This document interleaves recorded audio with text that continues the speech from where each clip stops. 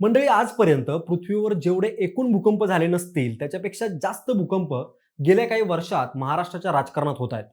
अमुक नेता सध्या नेमक्या कोणत्या पक्षात किंवा त्या पक्षातल्या कोणत्या गटात आहे हे सांगणं अवघड झालंय. आणि एवढं होऊनही आता पुन्हा एकदा महाराष्ट्राच्या राजकारणात प्रचंड मोठी उलथापालथ होताना दिसते. राष्ट्रवादी काँग्रेस शरद पवार गटाचे ज्येष्ठ नेते जयंत पाटील हे भाजपासोबत जाणार असल्याच्या चर्चांनी कालपासून महाराष्ट्राच्या राजकीय वर्तुळात एकच खळबळ उडवून दिली आहे. जयंत पाटील यांच्या पावलामुळे राष्ट्रवादीच्या एका गटाचे भाजपासोबत विलिनीकरण किंवा युती होणार असल्याच्या चर्चा रंगत असतानाच एक मोठा प्रश्न आपल्या नजरेस पडतो. तो म्हणजे पक्ष विलिनीकरणाचं इतकं राजकारण घडत असताना रोहित पवार आणि सुप्रिया सुळे हे कुठे आहेत? त्यांचा या विलिनीकरणाला पाठिंबा आहे की नाही? या घडामोडी दोघेही मिसिंग का आहेत? मग यामागे योगायोग आहे की मोठं राजकीय गणित दडलंय? रोहित पवार आणि सुप्रिया सुळे मिसिंग असण्याची किंवा ते या घडामोडीत सामील नसण्याची 5 मुख्य कारणं आपण जाणून घेऊयात आजच्या व्हिडिओच्या माध्यमातून. नमस्कार, मी अक्षय आणि तुम्ही पाहताय विषयच भारी. मंडळी, काल रात्री वर्षा बंगल्यावर अत्यंत गोपनीय पद्धतीनं पार पडलेल्या बैठकीत जयंत पाटील आणि देवेंद्र फडणवीस यांच्यामध्ये 1.25 तास बैठक झाली. या बैठकीत भविष्यातील राजकारणाची दिशा, सत्तेतील वाटा आणि पक्षाचे भवितव्य यावर खलबत झाली असं माध्यमांमध्ये दाखवू लागले. परंतु जयंत पाटील यांनी पत्रकार परिषदेत फक्त इस्लामपूरच्या नगराध्यक्षांवर चर्चा केल्याचं सांगितलं. म्हणजे जयंत पाटील हे राष्ट्रवादी काँग्रेस पक्षातील अत्यंत अनुभवी आणि संघटनात्मक पकड असलेले नेते आहेत. ते थेट सत्तेत सामील होऊन पक्षातल्या 10 पैकी 9 आमदारांना सोबत घेऊन भाजपासोबत नव्यानं हात मिळवणी करण्याची दाट शक्यता आहे. त्यांच्या या निर्णयामुळे महाराष्ट्राच्या सत्तेचं गणित पूर्णपणे बदलू शकतं. जर जयंत पाटील भाजप जाण्याचा निर्णय घेत असतील तर त्यासाठी कोणते राजकीय पर्याय उपलब्ध आहेत? कायदेशीर आणि राजकीय दृष्ट्या हे समीकरण कसं जुळू शकतं? त्यामुळं राष्ट्रवादी शरद पवार गटावर काय परिणाम होऊ शकतो? असे सगळे प्रश्न आज या गटासमोर आहेत. परंतु या सगळ्या घडामोडीमध्ये शरद पवार गटाचे प्रमुख चेहरे असलेले सुप्रिया सुळे आणि रोहित पवार मात्र कुठेच दिसत नाहीयेत. त्याचं पहिलं कारण म्हणजे शरद पवारांचा राजकीय वारसा, पक्षावरची पकड आणि विचारधारा.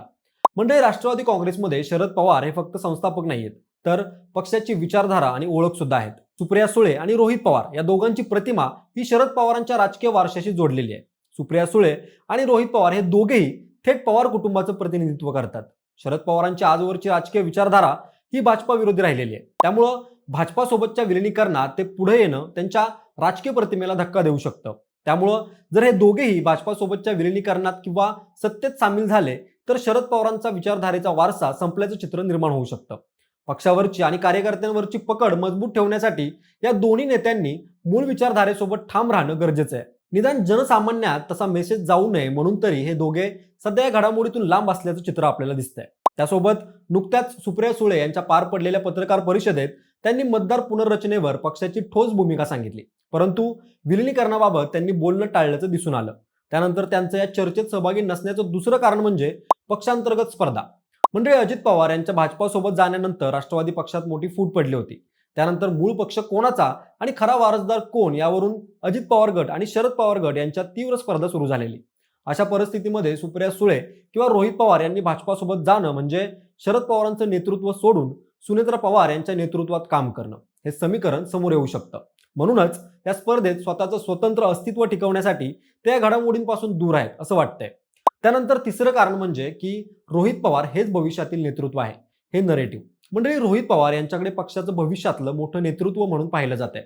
काही काळापूर्वी एबीपी माझाच्या माझा कट्ट्यावर अजित पवारांनीही रोहित पवारांच्या आक्रमकतेची आणि कार्यपद्धतीची दखल घेत ते भविष्यात पक्षाचा मुख्य चेहरा असू शकतात असे संकेत दिले होते. सोबतच कर्जत येथील एका प्रचार सभेत शरद पवारांनी रोहित पवारांच्या नेतृत्वावर जाहीर विश्वास दाखवला होता आणि तरुणांना आकर्षित करण्याची ताकद त्यांच्यात असल्याचं म्हटलं होतं.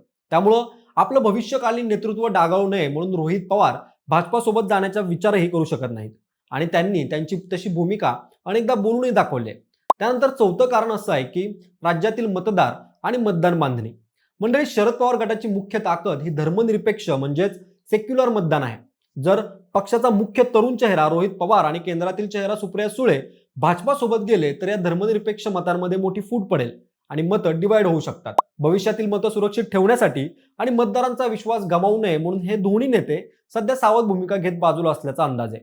त्यानंतर 5वं कारण असं आहे की सुप्रिया सुळे या केंद्रातील अभ्यासू चेहरा आहेत आणि राष्ट्रीय नेतृत्व म्हणून त्यांच्याकडे बघितलं जातं. सुप्रिया सुळे यांची ओळख महाराष्ट्रापुरती मर्यादित नसून संसदेतील एक अभ्यासू, आक्रमक आणि उत्कृष्ट संसदपटू म्हणून आहे.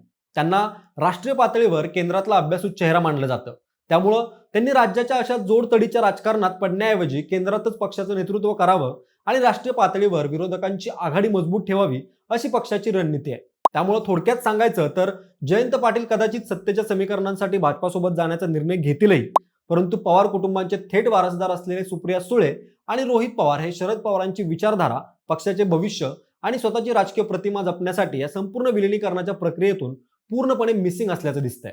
आणि जर आता हे मोठं विलिनीकरण झालंच तर रोहित पवार आणि सुप्रिया सुळे यांची भविष्यात भूमिका नेमकी काय असेल याच उत्तरावर महाराष्ट्राच्या पुढच्या राजकारणाची दिशा ठरणार आहे. बाकी मंडळी, तुम्हाला या विलिनीकरणाबद्दल तसेच रोहित पवार आणि सुप्रिया सुळे यांच्या भूमिकेबद्दल काय वाटतंय ते कमेंट करून नक्की सांगा. आणि सोबतच विशेष भारीच्या YouTube चॅनेलला सबस्क्राईब करायला विसरू नका. धन्यवाद.